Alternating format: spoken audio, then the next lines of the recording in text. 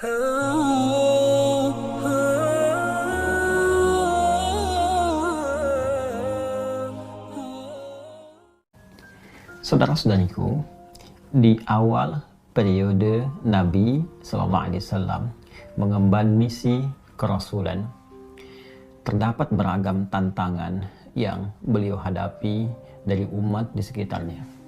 Tidak sedikit bahkan tuduhan dilancarkan, serangan-serangan verbal, bahkan dalam satu kesempatan ada yang menyebut Nabi SAW tengah mengalami kegilaan. Ada yang menuduh Nabi ditinggalkan oleh Rabbnya, oleh Allah Subhanahu wa Ta'ala, karena ada fase penurunan wahyu yang belum turun pada saat itu. Ada yang menyebut beliau dengan tuduhan hoax, menyebarkan bahwa beliau seorang penyair, beliau terkena penyakit tertentu, dan tuduhan-tuduhan lain yang melahirkan teror-teror verbal atau bahkan juga gangguan fisik baik kepada beliau ataupun sahabat-sahabat Nabi Sallallahu Alaihi Wasallam. Dalam kesempatan inilah kemudian Allah Subhanahu Wa Taala menurunkan dua surat sekaligus. Yang dahsyatnya, dengan dua surat ini Allah ingin mengentaskan segala kegundahan yang dirasakan. Allah ingin menepikan segala kesedihan yang pernah dialami oleh Rasulullah SAW pada saat itu, sekaligus memberikan pesan besar kepada kita, hikmah yang paling indah dan cara yang paling efektif bagaimana kita bisa melewati masa-masa sulit, sekaligus menghadirkan ketenangan di dalam jiwa dan menyusun solusi-solusi terbaik untuk kita menyelesaikan apapun yang tengah kita alami. Quran surah ke-93 dan surah ke-94, Ad-Duha dan Al-Insyirah, diturunkan oleh Allah Subhanahu wa Ta'ala untuk memberikan kedamaian, ketentraman sekaligus solusi dalam setiap persoalan yang kita alami, belajar dari hikmah yang pernah dialami Rasulullah sallallahu alaihi wasallam.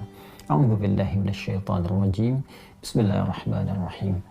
Wad-duha wal-laili idza saja ma wadda'aka rabbuka wa ma qala walal akhiratu khairul laka minal ula walasawfa yu'tika rabbuka fatarda alam yajidka yatima fa'ahwa wa wajadaka dhallan fahada wa wajadaka 'ailan fa'aghna fa ammal yatima fala taqhar wa ammas sa'ila fala tanhar wa amma bi ni'mati rabbika fahaddits.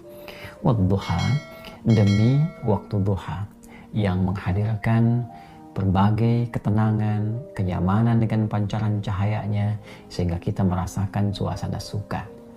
Wal-laili idza saja, ataupun suasana malam yang dipenuhi, diselimuti dengan gulita sehingga sulit kita beraktivitas. Dua ayat ini menggambarkan dua suasana yang saling berlawanan. Satu, suasana suka yang dilukiskan dalam waktu duha, dan dua, suasana duka yang sering digambarkan dalam gelap gulita. Allah yang menegaskan, ya Muhammad sallallahu alaihi wasallam, tanamkan dalam jiwamu, aku bersumpah demi keadaanmu yang dalam keadaan suka ataupun dalam keadaan duka seperti gelap gulita, ma wadda'aka rabbuka wa ma qala, maka Rabbmu yang merawatmu, menyayangimu, memperhatikanmu tidak akan pernah meninggalkanmu sedikit pun, baik dalam keadaan suka ataupun duka. Aku akan menyertaimu dan memberikan solusi dalam setiap persoalanmu. Walal akhiratu khairul laka minal ula, dan sungguh akhirat itu lebih bagus, lebih utama dibandingkan dengan persoalan-persoalan dunia yang tengah kau hadapi saat ini.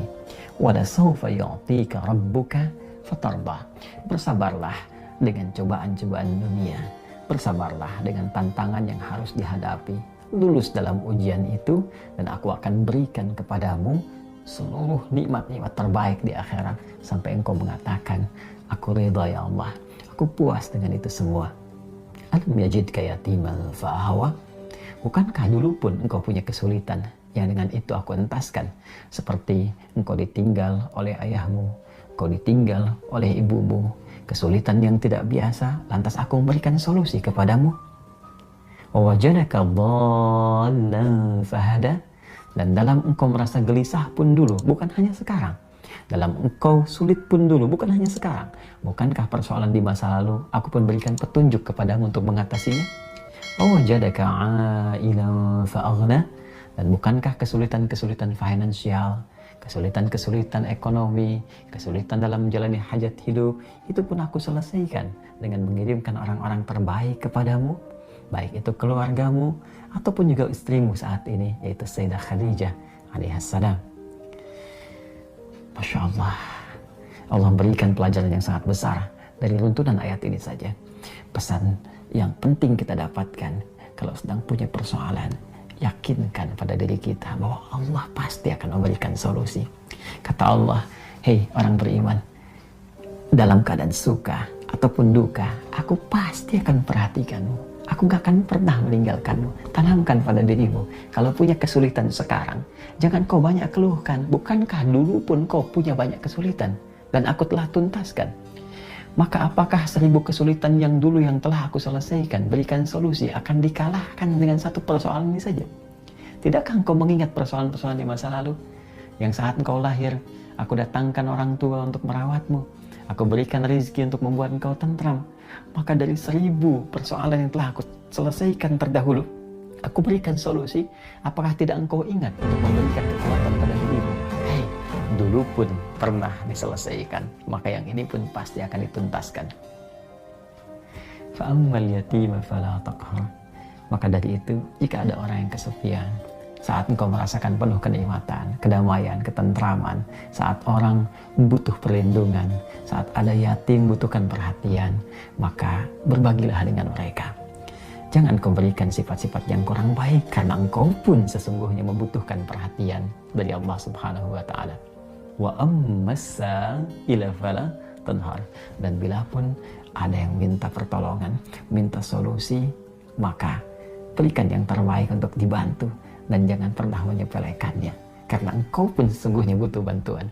Wa amma bi ni'mati rabbika fahaddits, dan dengan segala nikmat yang telah Allah berikan kepadamu, maka ungkapkanlah sebagai syukur kepada Allah Subhanahu wa Ta'ala dengan meningkatkan kesolehan, kebaikan dan takarrub kepada Allah Subhanahu wa Ta'ala.